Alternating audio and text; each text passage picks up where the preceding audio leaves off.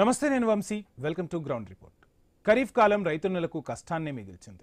ఆరుగాలం శ్రమించి పండించిన పంటతో పాటు రైతు కూడా నడి రోడ్డున పడ్డాడు. మొన్న మోంధా, నిన్న దీత్వా, నేడు ప్రభుత్వ యంత్రాంగం దేశానికి వెన్నుముక లాంటి అన్నదాతల నడ్డి విరిచేశాయి. ప్రకృతి విపత్తులకు ఎదురొడ్డి పంట చేతికంది వస్తోందన్న కొనే నాదుడు లేక కళ్ల ముందే ధాన్యపు రాసులు వెక్కిరిస్తున్నాయి. పంట పెట్టుబడులకు చేసిన అప్పులే రైతులకు కళ్ల ముందు కదలాడుతున్నాయి. సాక్షాత్తు రాష్ట్ర వ్యవసాయ శాఖ మంత్రి సొంత జిల్లా, సొంత నియోజకవర్గంలోనే రైతులు ధాన్యం కొనుగోళ్లు లేక తీవ్ర ఇబ్బందులు ఎదుర్కొంటున్నారు. జిల్లా వ్యాప్తంగా వ్యవసాయ అధికారుల అంచనాలకు మించి దిగుబడులు వచ్చినా కొనే నాదుడు లేక రైతాంగం తీవ్ర ఆవేదన వ్యక్తం చేస్తోంది. ధాన్యం నిల్వ చేసుకునే అవకాశం లేక రోజుల తడబడి రోడ్లపైనే వాటిని ఆరబోసుకునే దుస్థితి నెలకొంది. ధాన్యం కొనుగోలు కేంద్రాలు ప్రారంభించామని ప్రభుత్వం ఆర్భాటంగా ప్రకటించినప్పటికీ రైతులకు వాటి ఆచూకీ మాత్రం ఎక్కడా కనబడట్లేదు. ఖరీఫ్ సీజన్ ముగుస్తున్న తరుణంలో శ్రీకాకుళం జిల్లాలో ధాన్యం కొనుగోళ్ల పరిస్థితిపై ఐ న్యూస్ శ్రీకాకుళం ప్రతినిధి రాము అందిస్తున్న గ్రౌండ్ రిపోర్ట్ ఇప్పుడు చూద్దాం.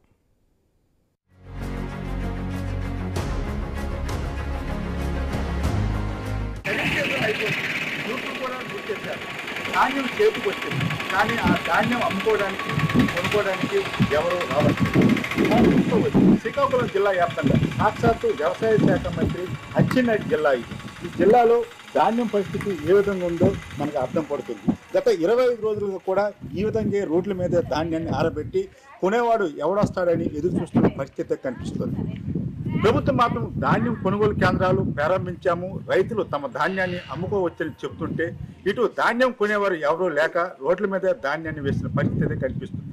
జిల్లా వ్యాప్తంగా ఇదే పరిస్థితి నెలకొన్నదని రైతులు మాత్రం ఆవేదన వ్యక్తం చేస్తున్న పరిస్థితి అయితే కనిపిస్తుంది. ఈ నేపథ్యంలో కొంతమంది రాజకీయ నాయకులు కూడా రైతులు పడుతున్న అవస్థల కోసం క్షేత్రస్థాయిలో పరిశీలించడానికి గ్రామాల్లో పర్యటిస్తున్నారు.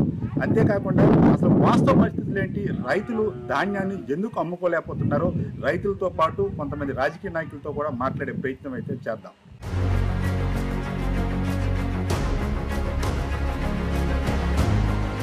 శ్రీకాకుళం జిల్లా వ్యాప్తంగా వరి రైతులు తీవ్ర ఆవేదన వ్యక్తం చేస్తున్నారు. నూర్పులు కూడా అయిపోయేవి. ధాన్యం కొనుక్కోవడానికి ప్రభుత్వం నుంచి కూడా ఎటువంటి కొనుగోలు కేంద్రాలు కూడా ప్రారంభించలేదని మాత్రం ఆవేదన చెందుతున్న పరిస్థితి కనిపిస్తుంది. ప్రస్తుతం జిల్లాకు సంబంధించి కొన్ని గ్రామాల్లో అయితే ప్రస్తుతం మనం ఉన్నాము. ఇక్కడ చూసుకోవచ్చు, పూర్తిగా ఏదైతే ధాన్యాన్ని తర్వాత రోడ్ల మీద పూర్తిగా ఆరబెట్టి ధాన్యం కొనుగోలుదారులు ఎవరు వస్తారని రైతులు ఎదురు చూస్తున్న పరిస్థితి కనిపిస్తుంది. అది ఈ నేపథ్యంలో ఈ రోడ్ల మీద ధాన్యాన్ని ఆరబెట్టిన నేపథ్యంలో పూర్తిగా ధాన్యాల మీద వెళ్ళి వాహనాలతో పాటు ఈ విధంగా పూర్తిగా ఆవేదన వ్యక్తం చేస్తున్న పరిస్థితి కొంతమంది రైతులు ఉన్నారు. అంతేకాకుండా ఈ రైతుల తాలూకా ఆవేదన గుర్తించి ఎమ్మెల్సీ దువ్వాడ శ్రీనివాస్ కూడా కొన్ని గ్రామాల్లో పర్యటిస్తున్న పరిస్థితి కనిపిస్తుంది. చూసుకోవచ్చు, నూర్పులు కూడా అయిపోయి సుమారు 20 రోజులు పడుతుంది. ఇప్పుడు చూస్తుంటే ప్రతి గ్రామంలో కూడా ధాన్యం అనేది రోడ్ల మీదే మనకి దర్శనమిస్తున్న పరిస్థితి కనిపిస్తుంది. దీన్ని ఏ విధంగా చూడాలి?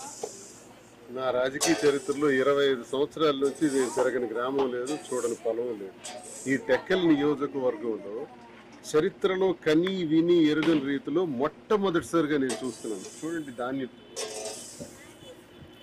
ఈ ధాన్యాన్ని ఈ రోడ్ల మీద ఏంటి, అసలు రోడ్ల మీద పోగులు ఏంటి, ఇక్కడే కాదు ఏ గ్రామం వెళ్తారో మీరు వెళ్ళండి, ఏ గ్రామం చూసినా ఆ గ్రామంలో రోడ్డంతా కూడా ధాన్యం. ఇదే ఈ రోడ్లో మీరు ఒకసారి చూసుకోండి, మొత్తం ఎక్కడ చూసుకున్న ధాన్యం. నేను అబద్ధం ఏ ఊరు ఇదే రైతులు ఏం చేస్తున్నారంటే ధాన్యాన్ని ఇప్పుడు కోతలు పోసి తీయవలసిన అవసరం వచ్చింది, రూపు చేయవలసిన సమయం వచ్చేసింది. ఈ సమయంలో ఒకటి చేను కుప్పల ద్వారా పొలాల్లోనే పెట్టుకుంటున్నారు, గతి లేదు. 2 ఆ ధాన్యాన్ని తీసుకొచ్చి తారు రోడ్డు పైన లేదా నేషనల్ హైవే ప్రక్కన లేదా ఊర్లోను సీసీ రోడ్ల పైన ఈ ధాన్యాన్ని వేసుకుంటున్నారు. నేను రైతులకు అడిగాను, ఎందుకు ఇలా ఉంచుతున్నారు? నేను ఎప్పుడు చూడలేదే, ఏ కారణంగా ఇలా ఉంచారు? కొన్ని మాయిశ్చర్ ఉందా, తేమ ఉంది, తేమ కోసం ఉంచారు అనుకుంటే ఒక అర్థం ఉంది. తేమ కూడా లేదు ధాన్యంలో, చూడండి, తేమ కూడా లేదు. మరి తేమ లేనటువంటి ధాన్యాన్ని ఎందుకు ఇలా రోడ్ల మీద పెట్టారంటే స్టోరేజ్ లేక, పెట్టుకోవడానికి స్థలం లేక. విచిత్రమైన సంఘటన. రాష్ట్రం మొత్తం మీరు మాట్లాడుతున్నారు, రాష్ట్రం సంగతి పక్కన పెట్టండి. ముందు ఈ టెక్కల్ నియోజకవర్గానికి చెందిన వ్యక్తే వ్యవసాయ శాఖ మంత్రి అచ్చెన్నాయుడు. ఆయన నియోజకవర్గంలో ఉన్న దరిద్రం ఇది. ఆ దౌర్భాగ్యపు మంత్రి నియోజకవర్గంలో ఉన్న దౌర్భాగ్యమైన పరిస్థితి ఇది. అంటే జనరల్ గా చూసుకుంటే కిలోమీటర్ల మేర మనకి ధాన్యం అనేది రోడ్డు మీద దర్శిస్తుంది. కొనుగోలు చేయడానికి ఎవరు రాకేలా చూస్తున్నారంటారా, లేదంటే వాళ్ళకి ధర విషయంలో ఏమైనా తేడా వచ్చిందా? నడిచిన ప్రభుత్వం సచివాలయంలో సెక్రటరియట్లో అన్ని శాఖల వాళ్ళతో పాటు అగ్రికల్చరల్ అసిస్టెంట్, ఆ అగ్రికల్చరల్ అసిస్టెంట్ కోతలు కోసే టయానికి ముందే ఈ పొలంలో ఇన్ని ఎకరాలు పండుతుంది, ఇన్ని బస్తాలు పండుతుంది, 25 నుంచి 30 బ్యాగ్స్ వస్తాయి, దీనికి మేము కొనుక్కోవాలి అని అంచనా వేసుకుని కోతలు అయిపోయిన వెంటనే నూర్పు జరుగుతున్న సమయానికే కళ్ళానికి అగ్రికల్చరల్ అసిస్టెంట్ వెళ్ళి ఆ ధాన్యానికి ధర కట్టి, ఆ ప్రభుత్వ మద్దతు ధర కట్టి దానికి గోనె సంచులు, హమాలీలు, ఇవన్నీ రవాణా ఛార్జీలు అన్ని వేసి అకౌంట్ లో డబ్బులు వేస్తే దర్జాగా రైతు ఇంటిలో కూర్చునేవాడు. ఇది గడచిన ప్రభుత్వంలో జరిగిన ఒక గొప్ప విశేషం. రైతులకి ఆ ప్రభుత్వం బ్రహ్మాండంగా జగన్మోహన్ రెడ్డి గారు ఆదుకున్నారు. అదంతా మనం కళ్ళారు చూసాం. ఇప్పుడు ఈ కూటమి ప్రభుత్వం వచ్చిన తర్వాత మళ్ళీ దళారీ వ్యవస్థ వచ్చింది. అంటే దళారీలు రాజ్యం వెళ్తున్నారు. ఈ ధాన్యం ఎందుకు ఇలా ఉంచారో తెలుసా? ఈ ధాన్యం కొనకుండా ఈ రోజు జిల్లాలో 10 లక్షల టన్నులు ధాన్యం పండించడం జరిగింది. గత సంవత్సరం కూడా 7 లక్షల టన్నులు పండిస్తే 5.5 లక్షలు మాత్రమే కొనుగోలు చేస్తామని ప్రకటించారు ఈ మంత్రి. ఈ ఏడాది 10 లక్షల టన్నులు పండితే 6.5 లక్షలే కొంటామని చెప్పి ప్రకటించాడు ఈ మంత్రి. 2,368 రూపాయలు మద్దతు ధర ప్రకటించారు. మద్దతు ధర రైతులకు ఏమైనా తెలుసండి మీకు? మద్దతు ధర 2,368 ప్రకటించారని మీకు తెలుసా? తెలియదు. వీళ్ళ వరకు ఆ సమాచారం రాదు. ఇదివరకు అయితే అగ్రికల్చరల్ అసిస్టెంట్ వచ్చి వీళ్ళకి చెప్పేవారు, మీ ధర ఇది, గోనె సంచులు ఇవి, రవాణాలు ఇవి అని చెప్పేవారు క్లియర్ గా. వాళ్ళ అకౌంట్ లో డబ్బులు వేసేవారు. ఇప్పుడు ఆ పరిస్థితి లేదు. ధర తెలియదు. ధర తెలియక ఎందుకు ఇలా ఉంచారంటే దళారీలు రాజ్యం వెళ్ళాలి. ఆ దళారీలకు అధ్యక్షుడు ఎవరో తెలుసా? సాక్షాత్తు అచ్చెన్నాయుడు తాలూకా సోదరుడు హరిప్రసాద్. ఆయన నేతృత్వంలో ఈ దళారీలు రాజ్యం వెళ్తున్నారు. అంటే ఈ ధాన్యాన్ని 1300, 1400, 1500 రూపాయలు మహా అయితే, అంటే ప్రభుత్వ మద్దతు ధరకి 800 రూపాయలు తక్కువకి ఈ ధాన్యాన్ని కొనేయడానికి చూస్తున్నారు. కొంటారు ఈ ధాన్యం, దళారీల ద్వారా కొంటారు. మరి రైతన్న ఎకరాకి సుమారు 25,000 రూపాయల నుంచి 30,000 వరకు పెట్టుబడి పెట్టిన తర్వాత ఆ ఎకరాకు వచ్చింది 25-30 బస్తాలు వస్తే అది 1300-1400 అమ్ముకుంటే మరి రైతన్న ఎలా బ్రతకాలి? మరి వచ్చిన లాభం ఏంటి? ఎలా కుటుంబాన్ని, పిల్లల్ని విత్తనాలు లేవు, ఎరువులు లేవు, పురుగు మందులు లేవు, ఇవన్నీ లేవు. ఒక పక్కన పెడితే పండిన పంట గిట్టుబాటు ధరలు లేవు. గిట్టుబాటు ధరలు దేవుడు మహా పక్కన పెడదాం. ఈ రోడ్ల మీద ధాన్యాలు రాష్ట్రం మొత్తం మీద ఇలా ఉందంటారు, శ్రీకాకుళం జిల్లాలో నిల ఉందంటున్నారు. మంత్రి అచ్చెన్నాయుడు తాలూకా స్వంత నియోజకవర్గంలోనే ఇంత దిక్కుమాలిన పరిస్థితి ఉంటే మీరు రాష్ట్రం గురించి అడుగుతున్నారు. రాష్ట్రంలో రైతులు ఇంకెంత దౌర్భాగ్యమైన పరిస్థితుల్లో ఉన్నారో, అల్వ లక్షణాన్ని ఎంత ఏడుస్తున్నారు, వాళ్ళ ఆర్తనాదాలు ఎంత ఘోరంగా ఉంటాయనేది ఇప్పుడు చూస్తే అర్థం. మీకు కనిపించిన ఈ యొక్క పరిస్థితి ఎందుకు మిగతా వాళ్ళకి ఎందుకు కనిపించట్లేదు?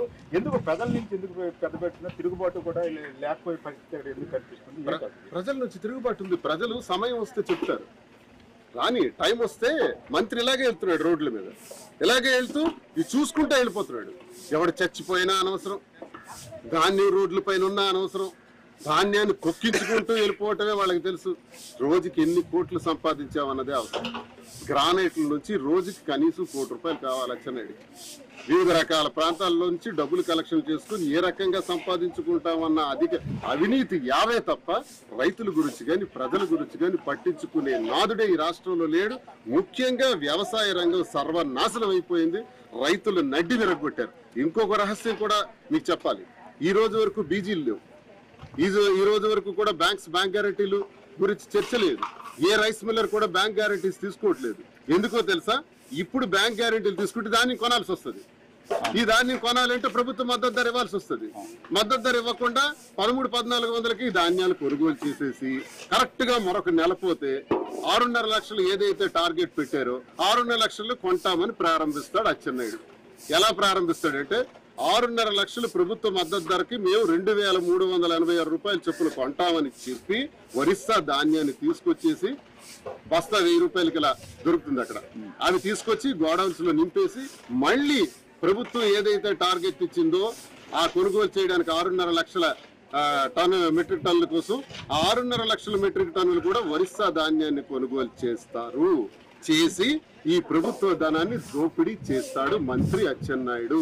అంటే ఆ రోజు ఇలా కొంతమంది అమాయక రైతుల దగ్గర నుంచి బిల్లులు తీసుకొని రసీదులు పొంది బినామీ పేర్లతో ఒరిస్సాలో ధాన్యం కొనుగోలు చేసి 6.5 లక్షల టార్గెట్ ఫినిష్ చేయడానికి చూస్తున్నాడు అచ్చెన్నాయుడు.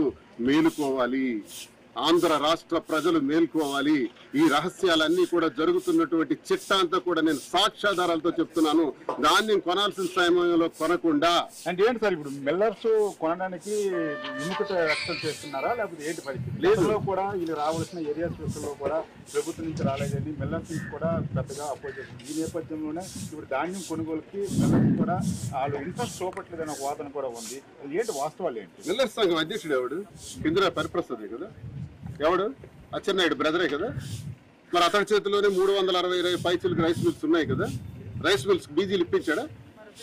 శాశ్వత రైస్ మిల్లర్ సంఘం అధ్యక్షుడు.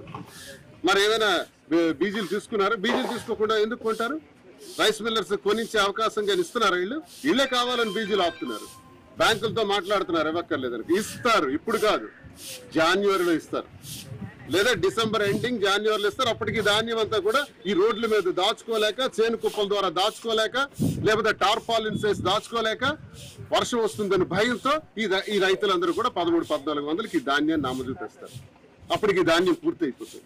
ఒరిస్సా ధాన్యాన్ని హాయిగా ప్రభుత్వ ధనంతో కొనుక్కుంటారు. ఒక్క బ్యాగ్కి 1300 రూపాయలు సంపాదిస్తాడు అచ్చెన్నాయుడు. అక్రమ సంపాదన. అధికారులు కూడా తెలియజేస్తున్నారు, కలెక్టర్ గారు ఇది చాలా తప్పు, మంత్రి అచ్చెన్నాయుడు చేస్తున్నాడు, ఇంకెవడో చేస్తున్నాడు అని మీరు ఊరుకుంటే తప్పు. అధికారులు చూసి చూడనట్టు చోద్యం వహిస్తున్నారు. కలెక్టర్ గారు కానీ రెవెన్యూ చూస్తూ చూడాల్సినటువంటి కలెక్టర్ గారు బాధ్యత వహించాలి. మీరు ఎప్పుడైనా గ్రామాల్లోకి వచ్చారా? కలెక్టర్ గారు రోడ్ల మీద ఉన్నటువంటి ధాన్యాన్ని చూస్తున్నారా? సంబంధిత అధికారులు, అగ్రికల్చర్ డిపార్ట్మెంట్ కి సంబంధించినటువంటి ఏడీలు, జేడీలు ఏం చేస్తున్నారు? ఏఈలు ఎక్కడున్నారు? మీరు ఎందుకు ధాన్యం కొనుగోళ్ల మీద దృష్టి పెట్టట్లేదు? ప్రొక్యూర్మెంట్ ఎందుకు చేయట్లేదు? విత్తనాలు లేవు, ఎరువులు లేవు, పురుగు మందులు లేవు, ధాన్యం కొనుగోళ్లు కూడా లేవు. ఏం చేస్తుంది ప్రభుత్వం నేను అడుగుతున్నాను. చంద్రబాబు నాయుడు గారు మీ దృష్టికి వస్తున్నాయా లేదా? పవన్ కళ్యాణ్ గారు మీ దృష్టికి వస్తున్నాయా లేదా? ముఖ్యమంత్రులుగా, డిప్యూటీ ముఖ్యమంత్రులుగా, అలాగే లోకేష్ గారు, అలాగే వ్యవసాయ శాఖ మంత్రి చేస్తున్న అఘాయిత్యాలు, మోసాలు, దౌర్జన్యాలు, గూండాయిజం, రౌడీయిజం, వాళ్ళింటిలోనే 2 మంత్రి పదవులు ఉన్నాయన్నటువంటి అహంకారం. కేంద్రం మాదే, రాష్ట్రం మాదే, కాబట్టి ధాన్యం ఇవ్వలేకపోతే వాళ్ళకు వచ్చిన నష్టం ఏంటి? ఇవన్నీ గమనించమని ప్రభుత్వానికి నేను ఒక ఎమ్మెల్సీగా కోరుతున్నాను. అధికారులు కూడా అప్రమత్తం అవ్వాలని కోరుతున్నాను. లేకుంటే రైతుల ఆందోళన తప్పకుండా చేపడతామని, పెద్ద ఉద్యమాన్ని చేపడతామని హెచ్చరిస్తున్నాను. మనతో పాటు కొంతమంది రైతులు కూడా ఉన్నారు. మద్దతు ధర గతంలో ఎంత ఉండేది, ఇప్పుడు ఏంటి పరిస్థితి? ఏమైనా మీ అధికారులు ఏమైనా మీ దగ్గరికి వచ్చారా? 1880 ఉంది. ఈ జాబ్ మాత్రం వేయట్లేదు. ఇప్పుడు కొనుబడి లేదు. ఒక్క ఎంఆర్ఓ, ఆర్ఐఓ, కలెక్టర్, లేకపోతే ఊరు సర్పంచ్, ఎవరు నాయకుడు, ఎమ్మెల్యే, మన అచ్చెన్నాయుడు. అంటే కొనుగోలు కేంద్రాలు ప్రారంభించామని ఒక 4 రోజుల కిందటే ప్రభుత్వం అనౌన్స్ చేసింది. ఏటి లేదు, ఎవరు రాదు మా దగ్గరికి. రోడ్ అంటే ఏంటి ఇప్పుడు రోడ్ల మీద ధాన్యం వేశారు, వర్షం వస్తే ఏంటి పరిస్థితి? మరి రేట్ లేదు, మాకు ఆధార్ రేట్ లేదు. ఎన్ని రోజులు పెట్టి ధాన్యం ఇక్కడ ఆరబెట్టి? 20-5 రోజులు అవుతుంది. 20 రోజుల నుంచి ఏ అధికారులు ఒక్క రాలేదు. ఇవే కాదు, ఊరు నిండా ధాన్యాలు ఉన్నాయి, బయట ఉన్నాయి. ఇప్పుడు ఈ ఏడాది ఎంత ధాన్యానికి రేట్ ఇచ్చారని ఏమైనా అధికారులు చెప్పారా? ఊరు మాకు చెప్పలేదు సార్. మాకు డబ్బులు కావాలని మా అమ్మాలి అనుకో 82 కేజీలు 1400 లెక్క క్వాంటల్ కొంటారు బ్రోకర్స్. వాళ్ళు కావాలని మా కడుపు కుక్కడికి అమ్మడము, లేకపోతే రోడ్డు పడవడం. మరి అంతగా మాకు దచ్చలేదు. మన వర్షాలు వచ్చావు అప్పుడు ఏమైనా ధాన్యం నాణ్య పరిస్థితి ఏమైనా ఉన్నాయి కదా, అవన్నీ నాణ్యంగా ఉన్నాయి. రకాలు చూపెడతానండి. మాకు ఎవరు రాదు, క్వాంటల్ వదిలేస్తారు. వాళ్ళు ఇష్టమైన మాకు ఉట్టికి ఇస్తే మాకు అక్కడ మాకు ఏది ఆధారం, మాకు ఏది లేదు. మళ్ళీ మా పాస్బుక్ లాక్కొని మా ఎవరు పథకాలు వస్తాయని పెట్టడము, మా డబ్బులు మా పాస్బుక్ లో మా ఆధార్ కార్డు లాక్కోవడము, అవి అందులో ఒక తోసేయడము, మా ధాన్యాలు మా పొలమా తోడము. ఒకటి అలా దోస్తులు కట్టండి, ఇంటి పనులు కట్టండి, ఈ మాత్రం పిలుస్తారు. 50 సంవత్సరాలకి మీకు పెన్షన్, మీకు 50 సంవత్సరాల పెన్షన్ ఈ ఇచ్చినోడికే తెలియక ఇవ్వకపోతే రానోడికి ఎప్పుడు వస్తారు? ఈ ప్రభుత్వము, ఆ ప్రభుత్వము అలాగా బాగా కొనుగోలు చేసింది. అవును, ఏ ప్రభుత్వాలు ఉన్నా సరే రైతులు పండించే రైతు అంటే రోజు అండి. రైతు రోజు ఏ రోజు మా ఇల్లు, మా వాకలు, మా అప్పులు, మా పాస్బుక్ చూడండి సార్. మా అప్పులతో చేస్తాను. ఒక్క రైతుకు ఆదుకుని మా మానవుడు లేడు, ఒక నాయకుడు లేడు. ఏంటి మీరు పండించే ధాన్యం కూడా కొనడానికి రాకపోవడానికి కారణం అదేంటి మాకు కొండ కావాలంటే వాళ్ళు అనుకున్న రేటు మేము ఇచ్చి కొనాలి పొలం వేయాలి. ఒక మన ఊరేగే కాళ్ళు చేతులు అరిగిపోయి ముక్కులు అరిగిపోయి కడుపు భోజనం లేక పొలమంట చచ్చిన పాయింట్ ఊరు పొలం మళ్ళీ ఒక ఊరే బస్సు దొరకలేదు కానీ ఎంత బాధపడి పండినామా అమ్ముతామంతకి దాస్తుంది.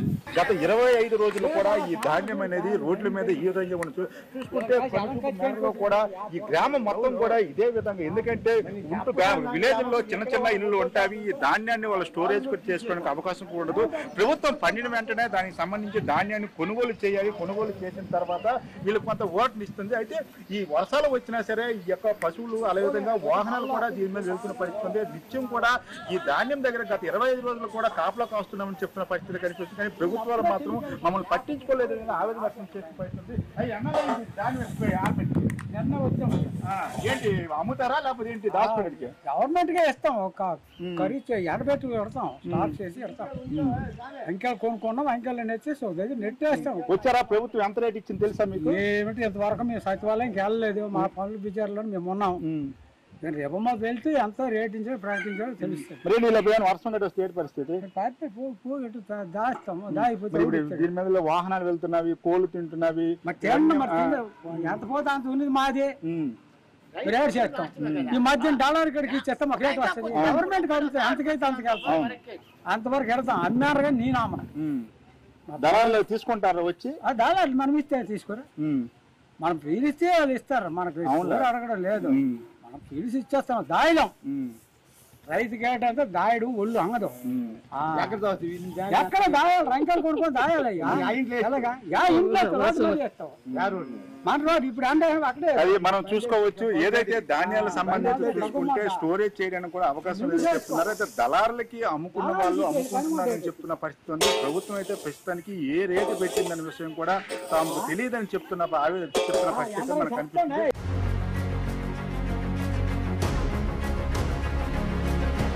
ఈ ప్రభుత్వం ఏదైతే ఉందో ఇది ప్రజాప్రభుత్వం కాదు. ప్రజాప్రభుత్వం అయినంటే, ప్రజల ప్రభుత్వం అయినంటే ప్రజల సంక్షేమం కోసం, ప్రజల అభివృద్ధి కోసం ఆలోచించుకుంటుంది. నేను అడుగుతాం, ఈ ప్రభుత్వం వచ్చింది సెకండ్ ఖరీఫ్ సీజన్ ప్రొక్యూర్మెంట్, రెండో kharif season. This is not the first time. Last time kharif season procurement చేశారు. అప్పుడు అనేక రకమైనటువంటి ఛాలెంజెస్ ఈ ప్రభుత్వానికి వచ్చింది. దళారీల ప్రమేయం ఎక్కువైంది, ఎక్కడా కూడా ఎంఎస్పీ ఇంప్లిమెంట్ అవ్వడం లేదు. రైతు మిల్లర్లను సంప్రదించడానికంటే ముందే దళారీలు రైతు దగ్గరికి వెళ్ళి ఎంఎస్పీ కంటే 300 రూపాయలు 400 రూపాయలు తక్కువకి రైతు దగ్గర నుంచి తీసుకొని మళ్ళీ రైతు ద్వారానే మిల్లర్లు చేర్చి రైతులు పూర్తిగా ఒక అభద్రతా భావం పెట్టేశారు అన్నటువంటిది లాస్ట్ ఇయరే చాలా చర్చ జరిగింది. మరి ఈసారైనా దాన్ని కరెక్ట్ చేస్తారేమో మేము అందరూ వెయిట్ చేస్తాం. ఈ ప్రభుత్వం అయితే కరెక్ట్ చేయలేదు. మనం ఎంత గొడవ చేసినా, మనం ఎన్ని ధర్నాలు చేసినా, ఎన్ని రాస్తారోకలు చేసినా ఈ ప్రభుత్వం చేయలేదు. ఎందుకు చేయలేదు? It's very simple. ఈ ప్రభుత్వం దగ్గర ఎంతమంది రైతులు, ఎన్ని లక్షల ఎకరాల్లో, లేకపోతే ఈచ్ ఫార్మర్ ఎంత ఎక్స్టెంట్లో వ్యవసాయం చేస్తున్నాడు అన్నటువంటి డేటా ఈ ప్రభుత్వం దగ్గర లేదు. ఎందుకు లేదంటే ఈ క్రాపింగ్ చేయడం, సచివాలయాలు, రైతు భరోసా కేంద్రాలు డిఫంక్ట్ అయిపోయి అగ్రికల్చరల్ అసిస్టెంట్ గారికి పని లేదు. ఈ క్రాపింగ్ చేయండి. ఈ క్రాపింగ్ చేయనప్పుడు ఏ రైతు ఎంత ఎక్స్టెంట్లో, across the chain total extent ఎంత, మనం ప్రొక్యూర్ చేయాలి అన్నటువంటి డేటా లేదు కాబట్టి వాళ్ళు అది చేయలేదు. చేతులు ఎత్తేసి ప్రైవేట్ వ్యక్తికి అప్పచెప్పేసి మీ ఇష్టాన్ని మీరు పడండి, మీకు నచ్చిన పిల్లలకి ఇచ్చుకోండి అంటే దళారు లేదు, వాళ్ళు నచ్చిన రేటు తీసుకుంటున్నారు. ఏమైనా ఇంత మాయిశ్చర్ ఉందో అంత మాయిశ్చర్ ఉంది, అక్కడైతే ఇంత రేటు అవుతుంది, అంత రేటు అవుతుంది, రైతు ఏం చేస్తారు? రైతు కష్టం వచ్చినప్పుడు the government should come to his rescue. When the government is not rescuing the farmer, what will happen? Automatically the middleman will come into force. ఇదే జరుగుతుంది. అందరూ బ్లాక్ మెయిల్ చేస్తున్నారు. మాయిశ్చర్ పేరుతో రైతు బ్లాక్ మెయిల్ చేస్తూ నచ్చిన రేట్కి దళాలు తీసుకుని తర్వాత మిల్లర్ కప్ చేసుకుని వాళ్ళు జైలు నింపుకుంటారు తప్ప రైతు కన్నీరు గురించి ఆలోచించేటటువంటి పరిస్థితి ఈ రాష్ట్రంలో లేదు. మన జిల్లాలో మంత్రులు ఉన్నారని మనం అనుకోవడమే తప్ప ఆ మంత్రి గారి చేతులు కూడా ఏమి, ఆ మంత్రి గారి చేతులు ఏం లేదు. అంతా చంద్రబాబు గారు తప్ప ఈ అగ్రికల్చర్ మినిస్టర్ చేతిలో లేకపోతే సివిల్ సప్లైస్ ప్రొక్యూర్మెంట్ ఆయన చేతిలో కూడా ఏమున్నట్టు అనుకోవట్లేదు. కాబట్టి రైతులు కొద్దిగా కష్టమో నష్టమో అలవడాల్సినప్పుడు చెప్పి ఇంకొక 2 సంవత్సరాలు మనం క్యారీ ఫార్వర్డ్ చేస్తే మన ప్రభుత్వం, మన ప్రజల ప్రభుత్వం, మన నాయకుడు జగన్మోహన్ రెడ్డి గారు ముఖ్యమంత్రి అయిన తర్వాత ప్రతి రైతు రాజు అయ్యేటటువంటి పరిస్థితి వస్తుందని నేనైతే అనుకుంటున్నాను.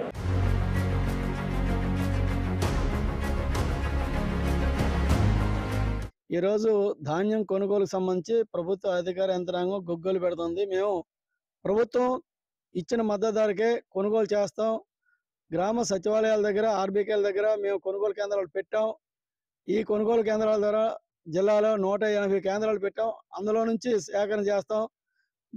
రైతాంగం ఈ జిల్లాలో సుమారు 3,50,000 టన్ను పండిస్తారు. అందులో రైతుల అవసరాలకు ఉపయోగించుకున్న 2,20,000 టన్నులు మేము సేకరిస్తామని చెప్తున్నారు.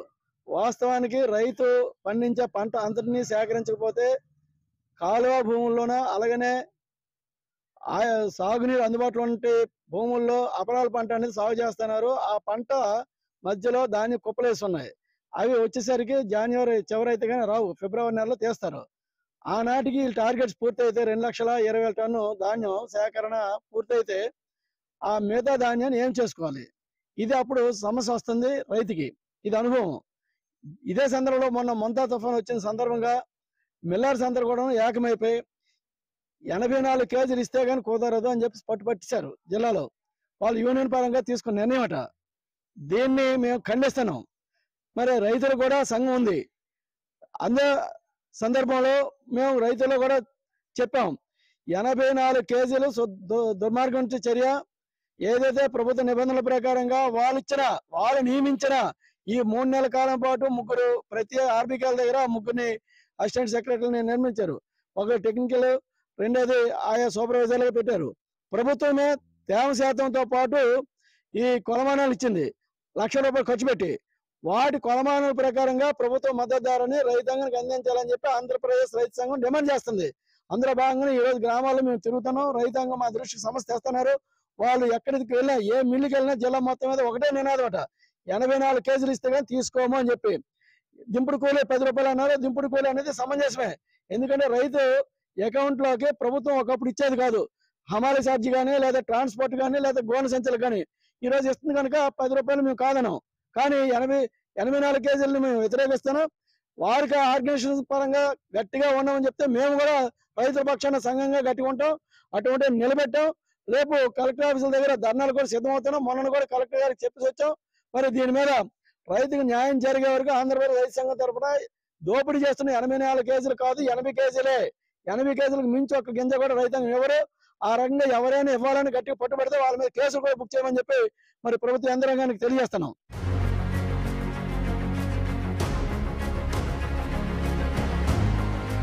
రైతుల వద్దకు వెళ్ళి వారికి పండినటువంటి పంటలను చూసాం. అలాగే మొన్న వచ్చినటువంటి మోంతా తుఫాన్కి పార్వతీపురం, మన్యం జిల్లాలో అలాగే అనేక చోట్ల రైతులు చాలా నష్టపోయారు.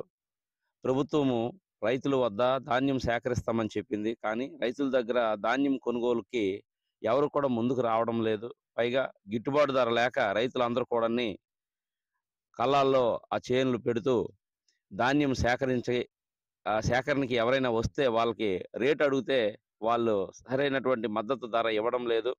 ప్రభుత్వం రైతుల పట్ల దృష్టి సారించాలి. రైతులు పడుతున్నటువంటి కష్టాన్ని ఒకసారి జ్ఞాపకం చేసుకోవాలి. రైతులు బాగుంటే ఈ దేశం బాగుంటుంది. రైతే ఈ దేశానికి వెన్నుముక్క. ఆంధ్ర రాష్ట్ర ప్రభుత్వం రైతుల యొక్క కష్టాలు తీర్చాలని మేమైతే కోరుకుంటున్నాం. ఈ మధ్యకాలంలో చాలామంది రైతులు నాకు కూడా చెప్పడం జరిగింది, 84 కేజీలు అందరూ కూడా మిల్లర్స్ అందరూ కూడా ఏకతాటి మీద ఒక మాట అనుకొని యూనిటీ అయిపోయి రైతుల్ని మేము ఎలాగైతే కొంటాం లేకపోతే కొనం, తడిధాన్యంకి ఒక రకం, అలాగే పొడిధాన్యంకి ఒక రకం అని చెప్పేసి వాళ్ళకి నచ్చినటువంటి రేట్ల ద్వారా కొంటున్నారు. డలారీ వ్యవస్థ ఏదైతే ఉందో ఆ డలారీల ద్వారా ధాన్యాలు బేరాలు ఆడుతున్నారు. మరి కళ్ళాల్లో ఉండేటువంటి చేలు, తడిసిపోయినటువంటి చేలను కూడా చూసి రైతు గగ్గోలు పెట్టాడు. కానీ ప్రభుత్వం ఆ తడిసినటువంటి రైతులకి చేలుకి కనీసం నష్టపరిహారం కూడా ఇప్పటి వరకు అనలేదు. ధాన్యం సేకరిస్తాం, 2,40,000 టన్నులు ధాన్యం సేకరిస్తామేమని చెప్తున్నారు. ఇప్పటికీ ప్రక్రియ స్టార్ట్ అవ్వలేదు. మరి రైతులు అందరూ ఎదురు చూస్తున్నారు. కాబట్టి ప్రభుత్వం వెంటనే చొరవ తీసుకొని రైతుల కష్టాన్ని ఒకసారి జ్ఞాపకం తెచ్చుకొని రైతులను కాపాడవలసినటువంటి బాధ్యత ప్రభుత్వం తీసుకోవాలని ఈ సందర్భంగా తెలియజేస్తున్నాం.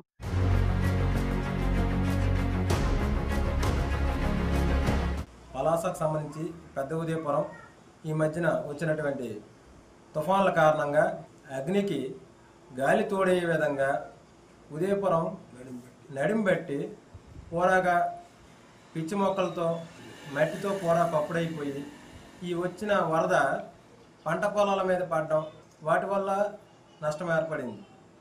ఈ తుఫాను కారణంగా వరద విపరీతంగా రావడం వల్ల వచ్చే నీరు మొత్తం పొలాల మీద వెళ్ళడం వల్ల పంట మన చేని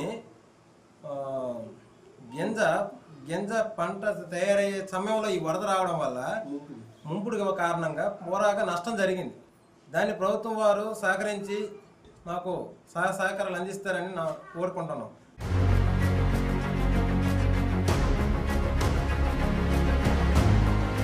పాత గట్రా అవుతున్నాయి కానీ అన్ని రకాలు అవుతుంది కానీ మాకు గిట్టుబాటు ధర సరిగా లేదు. నెక్స్ట్ ఇప్పుడు వర్షాలు గట్ట పడున్నాయి కానీ దాని వరకు మాకు గిట్టుబాటు ధర మనకి లేదు. గవర్నమెంట్ గిట్టుబాటు ధర ఎంతవరకు ఇస్తే అంతవరకు చేసుకొని ఉంటాం. మేమైతే గిట్టుబాటు ధర లేదు, అసలు గిట్టుబాటు ధర మాకైతే లేదు ప్రస్తుతానికి. మాకు ఇది పొలం పరంగా అయితే మాకు చాలా నష్టం వచ్చింది. ఈ వర్షం వల్ల చాలా ఇబ్బంది పడ్డాము. అయినా కూడా ఎలాగో ఒకలాగా మామూలుగా ఇచ్చేసుకొని లెవెల్ చేసుకుని వస్తున్నాము. అయినా కూడా మాకు కొద్ది కష్టం తగులుతూ ఉంది. కానీ ఇప్పటిదాకా ఏ గవర్నమెంట్ అయినా కూడా మాకేం పట్టించుకోలేదు.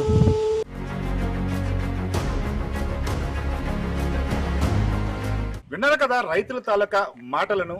తాము దాచుకోవడానికి ప్లేస్ లేకే ఇలా రోడ్ల మీద ఆరబెట్టి ఉంచుతున్నామని రైతులు చెప్తున్నారు. అంతేకాకుండా వర్షం వచ్చినా సరే ఈ ధాన్యం వర్షంలో తడవలసిన పరిస్థితి ఉంటుందని చెప్తున్న పరిస్థితి ఉంది. అయితే సచివాలయాల్లో కొనుగోలు కేంద్రాలు ప్రారంభించామని చెప్పారు కానీ ఎంత రేటు నిర్ణయించారనే విషయం కూడా మాకు తెలియట్లేదని చెప్తున్నారు. అయితే బ్రోకర్లు వచ్చి 1,400 లెక్క కొంటున్నారని, డబ్బులు అవసరం ఉన్న వాళ్ళు అమ్ముకుంటున్నారు, అవసరం లేని వాళ్ళు ఈ విధంగా రోడ్లపై ఆరబెట్టి ఉంచుతున్న పరిస్థితి కనిపిస్తుందని, ఇప్పటికైనా ప్రభుత్వం చొరవ తీసి తమ ధాన్యాన్ని కొనుగోలు చేయాలని రైతులు చెప్తున్న పరిస్థితే కనిపిస్తుంది. ఒక సైడ్ ఎమ్మెల్సీ దువ్వాడ శ్రీనివాస్ కూడా రైతులతో మాట్లాడి ప్రభుత్వం చేపడుతున్న చర్యలపై మండిపడుతున్నారు. సాక్షాత్తు వ్యవసాయ శాఖ మంత్రి అచ్చెన్నాయుడు నియోజకవర్గంలో కూడా ఇదే దుస్థితి నెలకొందని, ఒరిస్సా నుంచి ధాన్యాన్ని కొనుగోలు చేసి ఇక్కడ అమ్ముకునే ప్రయత్నాలు చేస్తున్నారని, ఈలోపు ధాన్యాలు కొనుగోలు చేయకుండా బ్రోకర్ల ద్వారా అనఫీషియల్ గా కొంటున్నారని మాత్రం ఒక ఆరోపణలు అయితే చేస్తున్నారు. మరి ఈ నేపథ్యంలో ప్రభుత్వం దీనిపై ఎలాంటి చర్యలు చేపడుతుంది, ధాన్యం కొనుగోలు కేంద్రాలను ఎప్పటికైనా ప్రారంభించి రైతులు పడుతున్న ఆవేదన నుండి బయట పెడతారా లేదా వేచి చూడాలి. What studio.